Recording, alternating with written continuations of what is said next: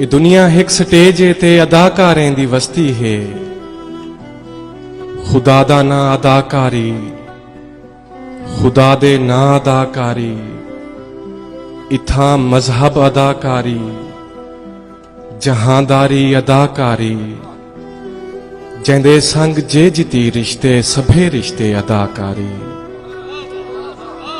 ਜਿੰਦੇ ਸੰਗ ਜੇ ਜਿਤੀ ਰਿਸ਼ਤੇ सभे रिश्ते अदाकारी, इथां नफरत अदाकारी, मोहब्बत भी अदाकारी। मगर अफसोस बहुत सारे इथां फनकार ए जै हैं जिन्हें को अपने फन कीते जिहड़ा किरदार बख्शा गए उन्हें को वो पसंद ना हा। मगर अफसोस बहुत सारे इथां फनकार ए जै हैं जिन्हें को अपने फन कीते ਜਿਹੜਾ किरदार बख्शा गए उन्हें को वो पसंद ना हा। उन्हें विच मैदा ना भी है। फटे हुए वेस बेढंगा बदन पाके मैं एक शायर दा किरदार हां, मैं मजहब दा अदाकार हां, जहांदारी भी कीती है, मैं रिश्ते दी अदाकारी दा भी माहिर अदाकार हां। मगर किरदार खुश ना हा, बगावत कर दी हामी। पिछे ही थे मुहब्बत विच ते नफरत विच रियाकारी निमही कीती, मैं किरदार कीते हैं अदाकारी निमही कीती।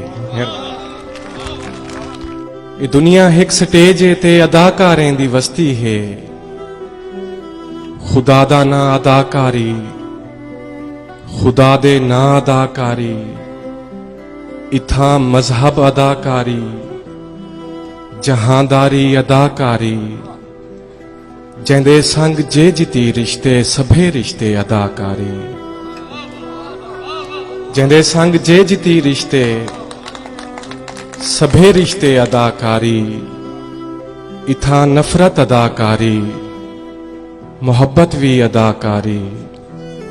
मगर अफसोस बहुत सारे इथां फनकार ए जै हैं जिन्हें को अपने फन कीते जिहड़ा किरदार बख्शा गए उन्हें को वो पसंद ना हा।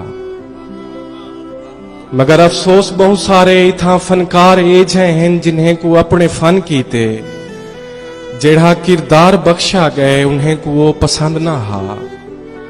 उन्हें विच मैदा ना भी है। फटे हुए वेस बेढंगा बदन पाके मैं एक शायर दा किरदार हां, मैं मजहब दा अदाकार हां, जहांदारी भी कीती है, मैं रिश्ते दी अदाकारी दा भी माहिर अदाकार हां। मगर किरदार खुश ना हा, बगावत कर दी हामी। पिछे ही थे मुहब्बत विच ते नफरत विच रियाकारी निमही कीती, मैं किरदार कीते हैं अदाकारी निमही कीती।